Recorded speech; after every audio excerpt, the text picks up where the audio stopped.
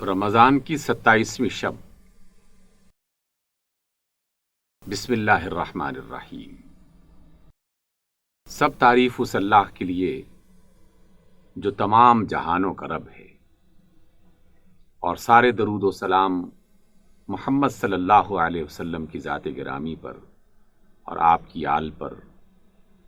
کہ رسول اللہ صلی اللہ علیہ وسلم کو اللہ تعالیٰ نے قیامت تک تمام انسانوں کے لیے رہنمائی کا ذریعہ بنایا۔ آپ راہبر ہیں، آپ محسن ہیں، آپ ہادی ہیں، لوگوں کو زندگی کا سلیقہ بتانے کے لیے اور صراط مستقیم پر چلانے کے لیے اللہ رب العزت نے آپ کو مبعوث فرمایا تھا۔ آپ نے قدم قدم پر لوگوں کی بھلائی اور ان کی بہتری کے لیے تعلیمات عطا فرمائی ہیں، اللہ کی رحمتوں سے قریب کیا ہے، اللہ تعالیٰ کی برکتیں سمیٹنے کے طریقے بتائے ہیں۔ یہی وجہ ہے کہ آپ صلی اللہ علیہ وسلم کے مختلف کام، آپ کے مختلف انداز، آپ کے مختلف فرامین، یہی وہ طریقت ہے کہ جو انسان کو اللہ کے قریب کرنے کا ذریعہ بنتی ہے۔ اس اعتبار سے رمضان المبارک کی یہ گھڑیاں ہمارے لیے رحمت، برکت اور اللہ تعالیٰ کی مغفرت حاصل کرنے کا ذریعہ ہے، اس کے قریب ہونے کا یہ ایک طریقہ اور وسیلہ ہے۔ اس لیے رمضان کے دنوں میں اللہ تعالیٰ کی رضا کے لیے روزہ رکھ کر، نمازیں ادا کر کے، غریبوں کی، مسکینوں کی، محتاجوں کی مدد کر کے اس کی رحمتیں سمیٹی جاتی ہیں، اور رات میں بیدار ہو کر نوافل ادا کر کے، قرآن مجید کی تلاوت کر کے، اللہ تعالیٰ کی تسبیحات پڑھ کے، اس کے حضور اپنی دعائیں پیش کر کے، اپنی زندگی کی مختلف مشکلات اس کے حضور پیش کر کے اس کی قربتیں اور رحمتیں حاصل کرنے کا اہتمام کیا جاتا ہے۔ یوں تو رمضان کا ہر دن اور رمضان کی ہر رات باعث برکت ہے، اور اس میں ایک ایک عمل کا جو ثواب ہے، کبھی 10 گنا ملتا ہے، کبھی 30 گنا ملتا ہے، کبھی 70 گنا ملتا ہے، کبھی 700 گنا ملتا ہے، اور کبھی بے حد و حساب ملتا ہے کہ جس کو کسی نسبت سے ظاہر نہیں کیا جا سکتا۔ اللہ کے رسول صلی اللہ علیہ وسلم کو یہ فرمان کہ اللہ تعالیٰ نے یہ فرمایا ہے کہ الصوم لی وانا اجزی بہ، کہ روزہ میرے لیے ہے اور میں ہی اس کا بدلہ دوں گا، یہ ایک لطیف اشارہ ہے کہ رب کائنات خود جتنی بڑی ہستی ہے اور جتنی عظیم مرتبوں کی مالک ہے، وہ اپنے مقام کے مطابق، اپنے مرتبے کے مطابق انسانوں کو نوازے گا۔ اس لیے روزہ ایک ایسی عبادت ہے جس کا اجر متعین نہیں کیا جا سکتا، لیکن رمضان میں خاص طور پر آخری عشرے کی چند راتیں ایسی ہیں کہ جس کی قدر و منزلت اور جس کی فضیلت دیگر راتوں کے مقابلے میں بہت زیادہ بڑھ جاتی ہے۔ انہی راتوں میں سے کسی ایک رات کو اللہ رب العزت نے شب قدر قرار دے دیا ہے، یعنی قدر کی رات، کہ جس میں اللہ کا کلام اس زمین پر اتارا گیا اور زمین پر بسنے والے انسانوں اور جنات کے لیے اسے رہنمائی کا ذریعہ بنایا گیا۔ یہ ایک ایسا خوبصورت اور عظیم الشان موقع تھا کہ اللہ تعالیٰ نے اس کو ہمیشہ ہمیشہ زندہ رکھنے کے لیے شب قدر کی صورت میں زمین والوں پر اپنی رحمتوں کا ایک سلسلہ قائم کر دیا۔ رسول اللہ صلی اللہ علیہ وسلم کے فرمان کے مطابق اور اللہ تعالیٰ کے خود اپنے فرمان کے مطابق یہ شب جب بھی آتی ہے تو لاکھوں کی تعداد میں فرشتے نازل ہوتے ہیں۔ جناب جبریل جو تمام فرشتوں کے سردار ہیں، جن کا لقب الامین ہے، جو تمام انبیاء کی طرف اللہ کا کلام وحی لے کے آیا کرتے تھے، وہ بھی بذات خود زمین پر تشریف لاتے ہیں، اور اپنے پاکیزہ ساتھی فرشتوں کی صورت میں زمین کے مختلف مقامات پر وہ لوگ پھیل جاتے ہیں، اور جہاں کہیں کوئی اللہ کا بندہ اللہ کو راضی کرنے کے لیے اس کی تسبیح کر رہا ہو، اس کے لیے نماز پڑھ رہا ہو، اس کے قرآن مجید کی تلاوت کر رہا ہو، اس کے بندوں میں سے کسی بندے کی خدمت کر رہا ہو، اس کی مخلوق میں سے کسی مخلوق کے کام آ رہا ہو، تو یہ فرشتے اس کے چاروں طرف پھیل جاتے ہیں، اسے اپنے حصار میں گھیرے میں لے لیتے ہیں،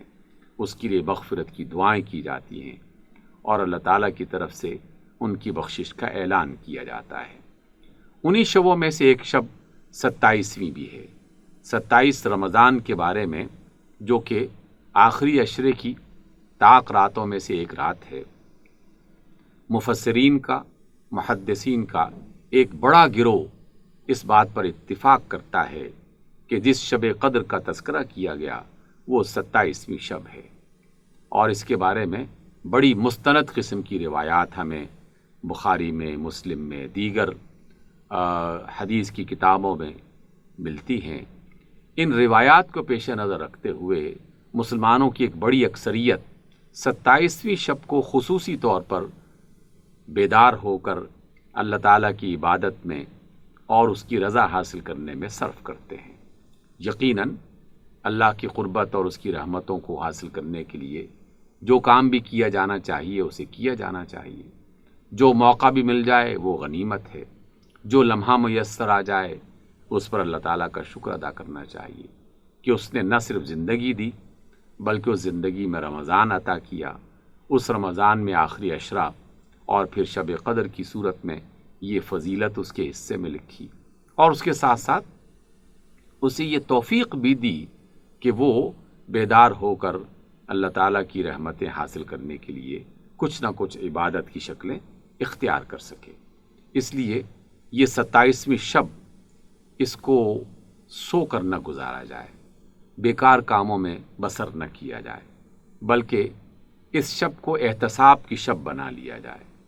اس رات کو اپنا جائزہ لینے والی رات بنا دیا جائے۔ یہ سوچئے کہ میں نے پورے گزشتہ سال کیا کچھ کیا اور کیا کچھ نہیں کیا، کیا جو کرنا تھا وہ میں نے کام سر انجام دے دیے، یا جو نہیں کرنے تھے وہ کام میں کرتا رہا۔ یہ احتساب کی رات ہے، یعنی اپنا جائزہ لینے کی رات ہے، اس لیے اپنا جائزہ لیجئے۔ جس نے ایمان کے ساتھ اور احتساب کے ساتھ، یعنی اپنا جائزہ لیتے ہوئے یہ شب گزاری، تو اللہ رب العزت کا یہ وعدہ ہے کہ وہ اس کے گناہوں کو معاف کر دے گا، اس کی خطاؤں سے درگزر کر دے گا، اور اس کی آئندہ آنے والی زندگی کے لیے بہتر فیصلے فرمائے گا، کیونکہ یہی وہ شب ہے کہ جس میں آئندہ آنے والے سال کے بارے میں فیصلے کیے جاتے ہیں اور کیے جائیں گے۔ اس لیے اللہ تعالیٰ سے بہتر فیصلے کی نہ صرف دعا کی جائے بلکہ یقین اور امید بھی رکھی جائے، اور اللہ تعالیٰ کے حضور اپنے آپ کو پیش کرتے ہوئے یہ التجا کی جائے کہ اللہ ہم گناہ گار ہیں، ہم سے خطائیں سرزد ہوتی ہیں، لیکن ہم تیرے ہی بندے ہیں اور تجھی کو اپنا مالک اور مولا سمجھتے ہیں، تو بہترین مولا ہے، تو بہترین مددگار ہے۔ اس وجہ سے اپنے آپ کو تیرے حضور پیش کرتے ہیں، جس نے قیام کی حالت میں، رکوع کے عالم میں، سجدے کی صورت میں اپنے اللہ کو یاد کیا، اپنے آپ کو اس کے حضور پیش کیا، اپنی خطاؤں اور اپنے گناہوں پر اس سے معافی طلب کی، تو وہ رب ایسے بندے کو بہت پسند کرتا ہے اور اپنے فرشتوں میں باقاعدہ فخر کے طور پر اس بات کا اعلان کرتا ہے کہ دیکھو زمین پر فلاں بندہ مجھے پکار رہا ہے، وہ یہ جانتا ہے کہ اس کا ایک رب ہے اور وہ اپنی مشکل میں مجھے پکار رہا ہے۔ اس بنیاد پر اللہ تعالیٰ اس کے لیے بہتر فیصلے فرما دیتے ہیں۔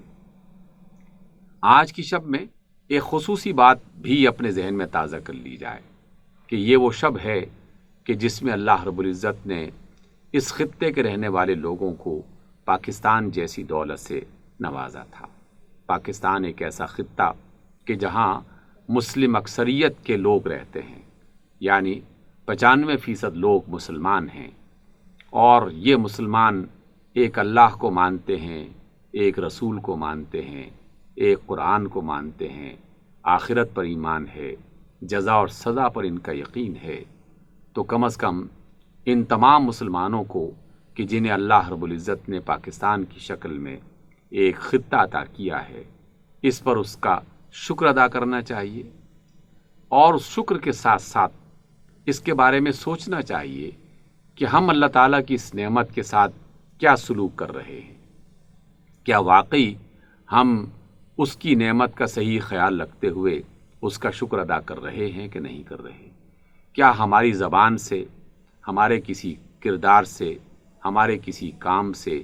اس ملک کو اور اس ملک کے رہنے والے انسانوں کو نقصان تو نہیں پہنچ رہا۔ یہ ملک کہ جسے اسلام کے نام پر، اللہ کے نام پر، اللہ کے رسول کی محبت کے نام پر حاصل کیا گیا تھا، کیا ہم واقعی اللہ کو راضی کرنے کے لیے اس ملک کو اسی نہج پر چلا رہے ہیں، یا چلانے کے بارے میں سوچ رہے ہیں، یا بالکل دیگر ملکوں کی طرح جہاں پر کفر اور ظلم کی صورتیں موجود ہیں، ہم اپنے ملک میں بھی اسی ظلم کی صورتوں کو رائج کیے ہوئے ہیں؟ ہمیں اس کے بارے میں سوچنا چاہیے، کیونکہ اللہ تعالیٰ جہاں نعمت عطا کرتا ہے وہاں ناشکری کرنے والوں کو سزا بھی دیتا ہے۔ اس لیے اگر ہم نے پاکستان کی قدر نہ کی اور اللہ تعالیٰ کی اس نعمت کا شکر ادا کرنے کے لیے اس پاکستان کے لیے بہتر نہ سوچا اور بہتر نہ کیا، تو پھر اللہ تعالیٰ کا غضب بھی آ سکتا ہے، اور غضب موجود ہے۔ ہم جن مشکلات کا شکار ہیں، جن مصیبتوں میں مبتلا ہیں، اس کا سب سے بڑا سبب یہی ہے کہ ہم نے اللہ تعالیٰ کی اس عظیم الشان نعمت کی قدردانی نہیں کی، اس کے بارے میں یہ نہیں سوچا کہ جنہیں ایسے خطے میسر نہیں ہیں کہ جہاں وہ اطمینان کی زندگی بسر کر سکیں، یا جہاں ان کی جان، مال اور عزت کی حفاظت کی جا سکے، وہ کس قدر مشکل میں ہیں۔ اور اس وقت دنیا میں کئی ممالک ایسے ہیں کہ جہاں کے لوگ ایک ایک پانی کی بوند کو ترس رہے ہیں، ان کی جان، ان کا مال، ان کی عزت سب داؤ پہ لگے ہوئے ہیں۔ کشمیر کی صورتحال دیکھ لیجئے، شام، فلسطین، عراق، یمن اور بہت سارے ممالک، کیا کیا آفتیں نازل ہو چکی، اور ہم جن مصیبتوں میں مبتلا ہیں اس کے بارے میں اپنے کردار کے حوالے سے ضرور سوچنا چاہیے۔ تو 27ویں شب جہاں آپ اپنے لیے، اپنے بچوں کے لیے، اپنے کاروبار میں اضافے کے لیے دعائیں کریں، وہاں اس ملک کی سلامتی کے لیے بھی دعا کریں۔ نہ صرف دعا کریں بلکہ اپنے آپ میں یہ تہیہ کریں کہ کم از کم میرے کردار سے اس ملک کو نقصان نہیں پہنچے گا، اور جو نقصان پہنچانے والے افراد ہیں اور جو لوگ ہیں، میں ان کا مقابلہ بھی کروں گا، اور اس ملک کی سلامتی کے لیے جو بھی ممکن ہو سکے وہ میں کام سر انجام دوں گا۔ اس طریقے سے اگر ہم نے یہ شب گزاری تو اس بات کی توقع ہے کہ اللہ رب العزت ہم پر رحم فرمائے، ہمارے لیے بہتر فیصلے فرمائے، اور اس ملک کو موجودہ مصیبتوں سے نکال کر آئندہ آنے والی آفتوں سے محفوظ رکھے۔ اللہ تعالی ہمارے لیے رمضان کو باعث برکت بنائے، اس کی شبوں کو باعث برکت بنائے، اور خاص طور پر شب قدر کی نعمت سے ہمیں محروم نہ کرے، ہماری خطاؤں کو معاف کرتے ہوئے اس ملک کی سلامتی کے لیے ہمیں کردار ادا کرنے کی توفیق عطا فرمائے۔ آمین۔